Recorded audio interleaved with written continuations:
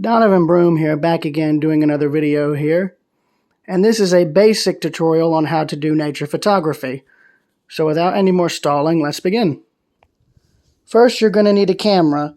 Any camera from any brand will do, but what's recommended for nature photography is something with interchangeable lenses like my Canon Rebel 6 or my Rebel T3, which was donated to me by the late photographer Bob Hart, who took note of my photography talent. Alternatively, if you're unable to get one of these cameras, a point-and-shoot camera of this type also will do the job just as well when starting out. In terms of interchangeable lenses, this is a macro one that was also given to me by Mr. Hart. It's currently in its protection case right now to keep it safe from dust and damage, though this is one of a good number of lenses you'll need if you're doing nature photography. On the topic of dust, you'll need lens wipes. I use these for my glasses, and I found they work well with cleaning camera lenses. Alternatively, if you don't have one of these cloth wipes, a cloth towel of soft material will do well as a good substitute. Next, you'll need batteries and battery chargers. This is the one that came with the PowerShot originally, but as you can tell, I've since bought backup chargers and backup batteries. This is recommended because you'll then have extra batteries and battery chargers in case batteries are either lost or wear out, or, if you need another battery while on location.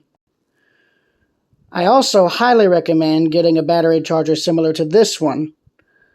This is one I ordered on Amazon, and it's great because you can plug it up to a wall, plug it into a car charger, or in this case, a portable battery, which is also recommended in terms of gear that you need to get.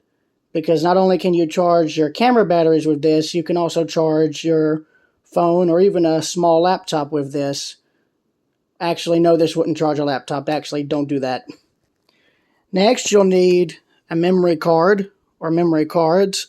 This is what I'm currently using, 128 gigabytes, though 32 to 64 gigabyte cards also work because they have plenty of space and room to spare. Next, you'll need a way to transfer the material on the cards to your computer. Now, these are some USB card readers I got off Amazon. As you can see, one has just a USB, the other has a Type-C port.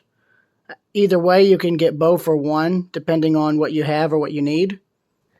Next, you'll need the ever-trustworthy plastic bag. This allows you to put all this smaller gear into something that'll keep it from being mixed up in the camera bag and will allow you to prevent damage to your camera equipment. Next, what you'll need is tripods. Now, for nature photography, it's best to use a tripod like this one with a fluid head because of its smooth movement, which negates camera shake, and as a result of camera shake, blurry photos. Alternatively, if you aren't able to afford a fluid head tripod, something like these two will work just as well after applying WD-40 to all the moving parts.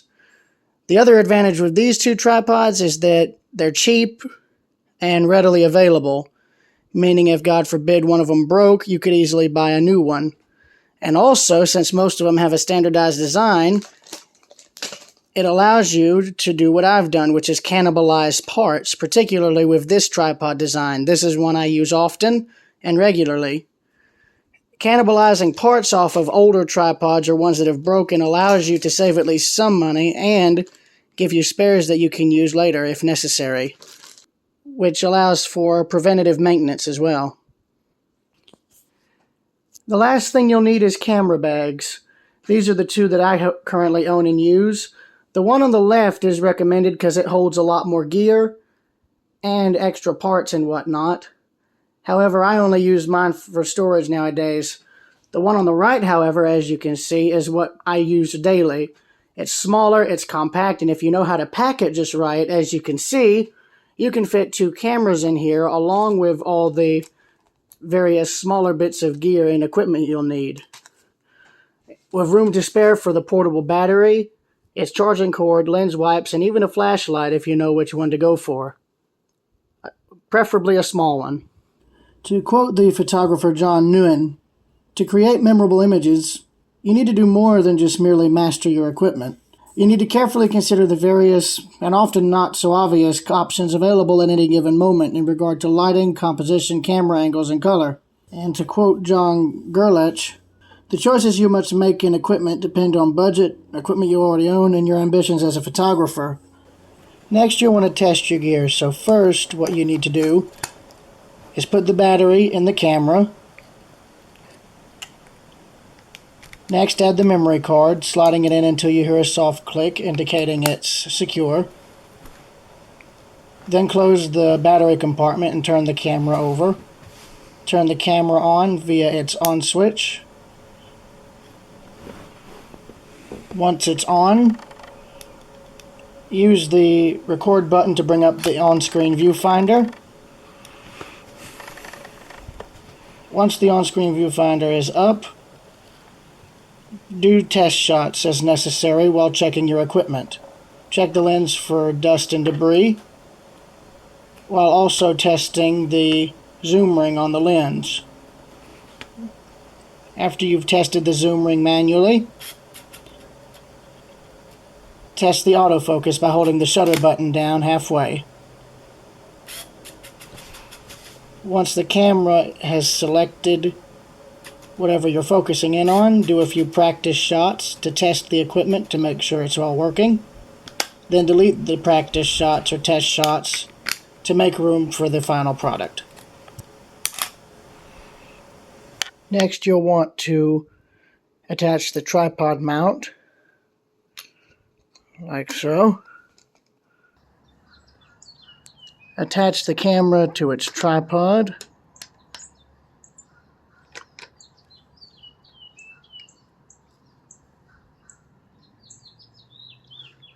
Lock it down till it's secured. Test the tripod to make sure there's fluid movement that won't inhibit the movement of the tripod. This ensures stable panning and pitching of the camera when capturing nature shots in motion, aka animals in motion or flowers on a windy day. Now that you've tested your camera equipment, the next step you need to do is scout locations. As you can see, I've already scouted one of mine for this project, that being Winder, Georgia, home of Gainesville Midland 208. Is the locomotive a natural subject? No. But is it a good subject to show various camera angles, techniques, and the examples for each? Absolutely. So as you can see, I've already got my camera set up here. And it's already on, well, firstly it's on auto, so let's fix that, shall we? Let's go over to manual. Now that it's on manual, I'm going to use the scroll wheel to adjust the brightness. Now in this case, I don't have to do that much of that at all. It's pretty much set to go given the current cloudiness. So I'm going to hold the shutter down halfway, and it's already set on the timer. It's already set to go. I just have to press the shutter button, or, well, I thought it was on the timer. Okay, well there's that. Well, there's that shot taken. I'm going to set the timer to 10 seconds for the next shot so I can get some better exposure. 3, 2, 1. Alright, so I've got the timed photo taken, so now I'm going to review them. I'm going to hit the display button here. And then I'm going to use the scroll wheel on this camera to look through the shots. So there's the first one, second, and third. And note, I am using a natural subject to enhance the photo, to give it some unique traits. And I think it turned out nice. So, now that I've got what I want from this angle, I'm going to move to this position here. Now that I'm in this next position, and since the camera is set to go, I'm going to repeat the prior steps. And this is also a good example showing how you can use angles and lighting to help improve the photos. Currently I'm using, I've got the camera diagonally facing the locomotive and it's pointing slightly up, as you can see.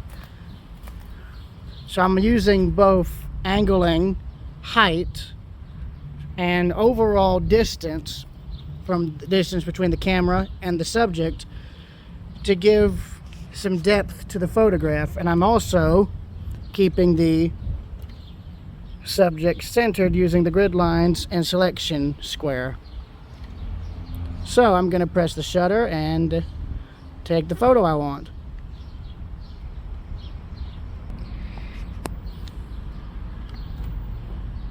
And there we go. Since it looks good, I'm going to move locations again. Okay, so now I've moved positions to get photographs of the locomotive's connecting rods. But there's one problem. That problem is visible in the screen. The fence rail. However, this is where I like to employ a little tactic I like to call photographer's ingenuity. So, I'm going to remove the camera from the tripod, which I'll have to do with two hands. Now that I've got the camera off the tripod, I'm actually going to use the fence itself as my tripod, particularly the metal posts. Now this is a good example of depth perception. I'm using the camera at a diagonal angle, slightly aimed down, and I'm going to focus in, and I'm going to snap the shutter. Like so. Now I'm not using the timer this time. Now I'm going to use rule of thirds to get a good straight-on shot of the locomotive drive wheel. I'm also going to pan up, since the drive wheel and related machinery are my main photo subject. In particular, the connection between the main connecting rod and the cylinder rod. I've got the camera focusing square directly center with it. Now that it's green, I'm going to snap the shutter. That's a good example of rule of thirds while also taking a vertical photo. First time I've ever done so on this tripod. Now I'm going to repeat the shot in the horizontal position, and I'm also going to lower the lighting to give a little bit more of a dramatic effect. So I'm going to scroll to the right by one digit. There we go. I'm going to focus in, snap the shutter, and there we go. Now I'm going to photograph that portion of the connecting rods. Only issue, you've got the pole for the building blocking the way. So what I'm going to do is I'm going to use the zoom feed rod here, and I'm going to zoom in slowly, like so. Now I'm going to aim the camera down till the subject is center, like so. Going to lock the panning and pitch arm down. And now I'm going to snap, focus in on the subject, and snap the shutter. And there we go. Now I'm planning to photograph the locomotive's valve gear here. So what I'm doing to get closer in is I've actually lowered the two forwardmost tripod arms down to bring the tripod and camera in closer. And also, I've also got the camera vertical. Now, since the shot is set and ready to go, I'm going to, almost ready to go, I'm going to ease it up a bit. There we go, to give it a bit more center. There we go, and I'm going to select what I want to photograph, which is the center point of the valve gear rod. Now that it's center and selected, I'm going to snap the shutter. Since I spotted these two weeds here, I'm going to just do some photos of them, since that is a natural subject. So what I'm going to do is I'm going to focus in on the first one here. I'm going to slowly zoom in till I've got a good background there. I'm going to focus in, make sure the shot is still, and then I'm going to snap the shutter. Now that I've photographed one, I'm going to zoom back out, pan over, and then zoom in on the second one, and repeat the prior steps. There we go. If you'll notice, I've now moved locations.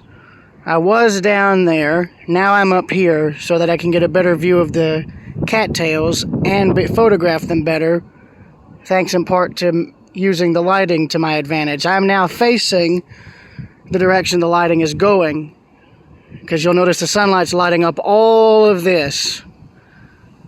Everything that's in this general direction is being properly lit by the sun. So that's why I've got the camera angled this direction too. I'll have the best lighting for this picture. In terms of my camera now, I'm using the PowerShot, since it has a better lens that can zoom in closer than the Rebel. That's the one disadvantage of the Rebel and any other camera that uses detachable lenses. You can't zoom in far unless you have a telephoto lens. This sort of negates that issue. So now I'm going to pan the camera down and slowly, using the zoom wheel here, I'm going to zoom in slowly. Like on the Rebel, I'm going to hold the shutter button down halfway since I've got the cattail centered, and then I'm going to snap the shutter. Yeah, this camera has both grid lines to let you know if your photo is centered, and also a level bar at the bottom to let you know if you're centered and level, which is nice. I don't think the Rebel has that. We're now at the final location for the photography project, and it's this old chair mill here in Gainesville. I've photographed this location a good number of times in the past, but today is the first time I've photographed it in what I consider optimal conditions. Perfect lighting, perfect background with the sky, no clouds, no low lighting. Only thing I'm having to deal with right now is wind, but that's been negated easily by using the camera bag as ballast. So what I'm going to do for this is I'm going to go from auto on my PowerShot to manual, and I'm going to use the scroll wheel, scrolling to the right, to adjust the lighting and contrast. Now in this case I've got it already set. What you don't want is for the photograph to look like that. Overly lit, too much contrast. In other words, too bright. So what I'm going to do is I'm going to lower it down gradually using the scroll wheel until I get to the desired lighting I want, which is that. Then I'm going to go up here to plus minus in the binoculars, and I'm going to change it to this. As you can tell, if I scroll this way, it makes it too dark. If I scroll this way, well, there's not much of a difference.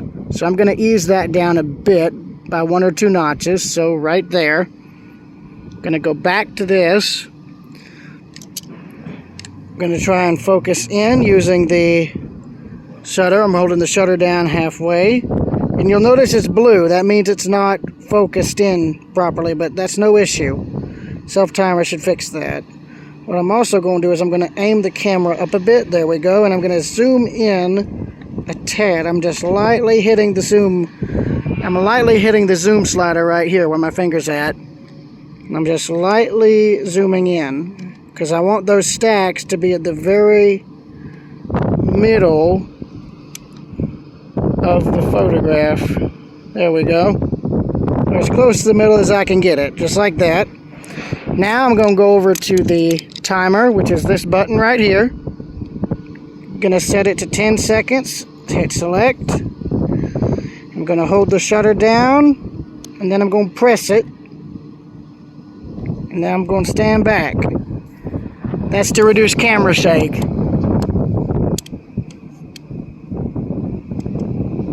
There we go. That just got the photo I wanted. But since that was just one shot, I'm going to do it again. So I'm going to hold the shutter button down halfway, press it down, stand back, and repeat the aforementioned steps. So that's my 2 shots of this particular scene.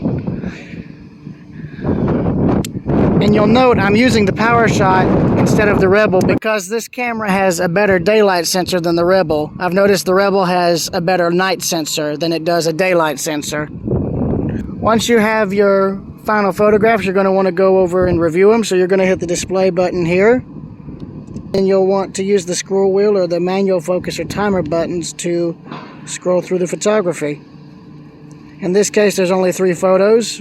So all that's left now is to head back home and edit them. Now that you've returned from the photography location, you now need to remove the memory cards from the cameras and begin the process of transferring the photographs to the computer for final editing and processing.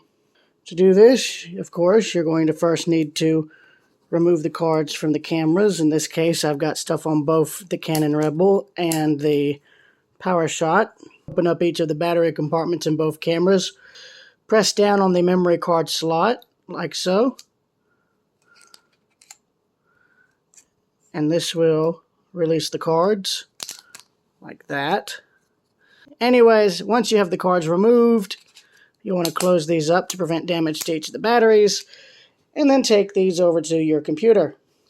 Once at your computer, you'll need to get your SD card reader, like what I mentioned at the start of this project, and plug it into your computer, which for me should be right there. Get the memory cards and insert them into the card reader. You're going to want to hit Open Folder, DCM, and you want to go up here to where you have the main file, which will be a numbered file like this one. Click and drag your mouse down to select all the files, or you can do select all. Hit Cut. Scroll up to whatever folder you want to put them in. In this case, I'm doing Photography Project. Then I'm going to hit Paste. That should transfer the files. Now that you have your photographs transferred to the computer, you'll want to go and edit them.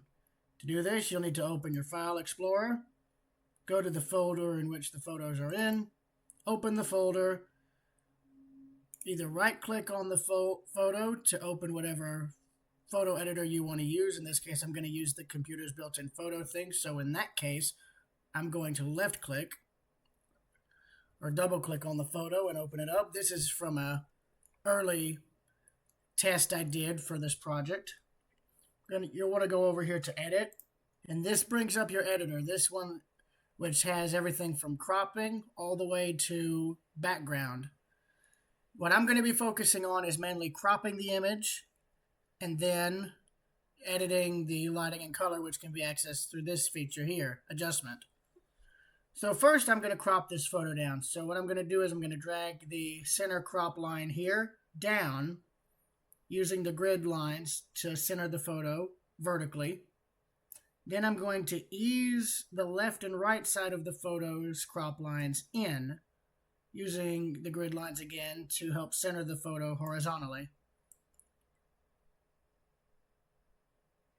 Once I have the photo centered to the right size and dimension I want, I'll then go over to Adjustment, which brings up slider bars showing everything from brightness to sharpness. So first I'm going to change the contrast. I'm going to bump it up a little bit to about 30. Exposure I'm going to bring to negative 31 to 30. Highlights I'll bring back to negative 33 or 34. Shadows 44. Saturation, I'll bring it to about maybe 16 to 20. 20 seems good. And then warmth, I'll edge that back a little to about -4. Now that that's done, I'm going to go and save. Now I can either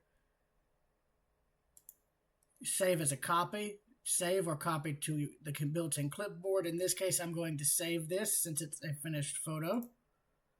And that automatically got saved to the file.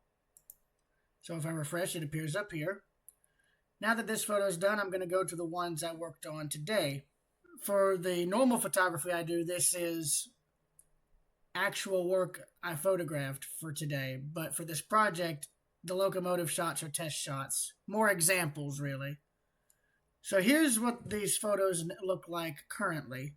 You'll note that everything is more or less centered. So I'm going to go to edit, and I'm basically going to repeat everything you just saw me do, but I'm not going to talk.